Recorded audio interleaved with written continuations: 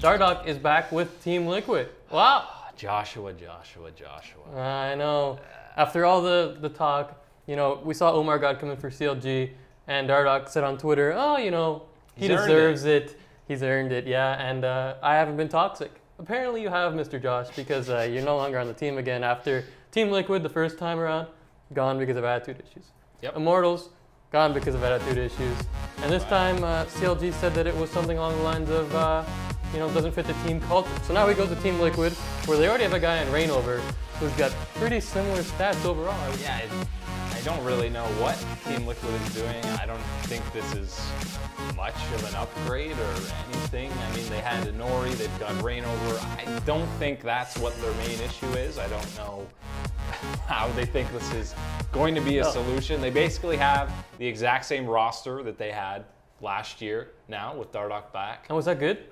I believe it was the best team in NA, right? Yeah, probably. That's why they broke up. Yeah, they're going insane bringing him back, especially when you saw like a month ago or something on his stream, he basically said that Team Liquid, he doesn't respect the organization, he thinks they're hot garbage as usual, doesn't respect the management, the players, anything like that. So anytime a player says that, I don't know why you want to bring them back onto your team. It's just, it doesn't make much sense to me at all for what Liquid's doing. So you're saying that if you know, you called your organization hot garbage, they wouldn't bring you back on? Just if I had an organization, they definitely if you had one, not. Right?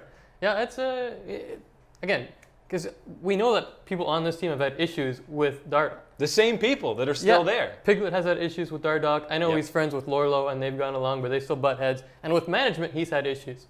Yeah. So I guess they've ironed something out. Something's changed. But I mean, at this point, Team Liquid is 4-10, and they don't really have much of a chance at making playoffs. They'd have to win out and have another team lose all their games, which I wouldn't count on. But there is a chance. But again, like, the plan is not clear to me.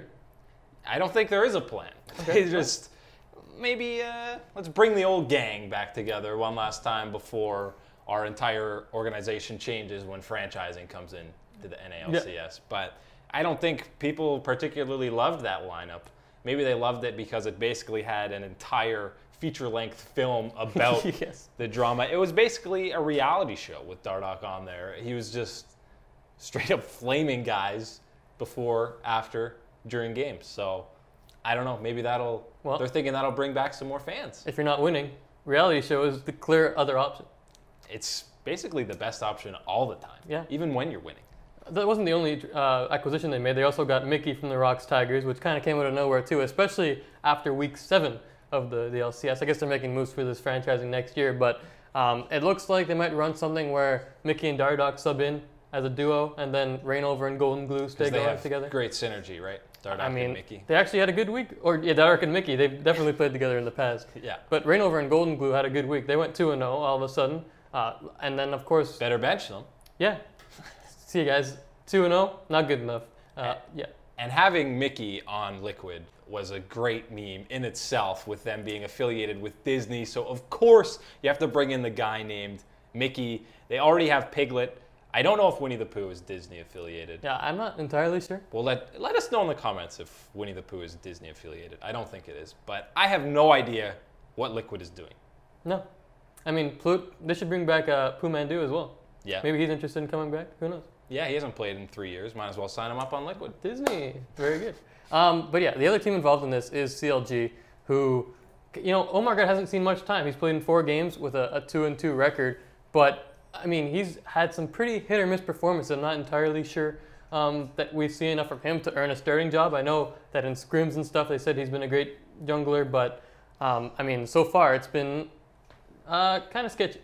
Yeah, I don't know how much they have incorporated him into scrims throughout the split, but I mean, Dardoch must have been pretty toxic or not good if for a team that's competing for Worlds to completely change a player with basically like 4 weeks going left into the split when he subbed in to just bring him in and groom him for Worlds. That's a pretty bold move. So yeah, Dardoch they really didn't like what he was doing. No, and I mean, you know that there was some weird stuff going on when he would.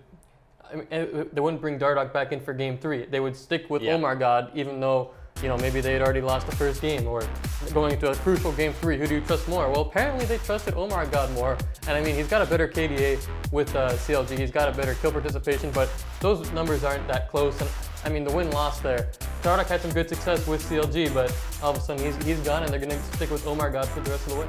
Yeah, and obviously there's not that much information for OmarGod to have these stats. Yeah, he hasn't really been in the league much, and now that's going to be a lot of pressure on him to be on a contending team. It's one thing for Mike Young to come into a completely struggling team with no expectations and really bring them back up, even though they're still last. But this is a guy who's fighting for the top spot, a team that's fighting for the top spot in the LCS, and now to bring in this guy, there's going to be a lot of pressure on him. But I mean, CLG, the team first team that everyone's looked at throughout the league, and if Dardoch couldn't work there, then I don't know.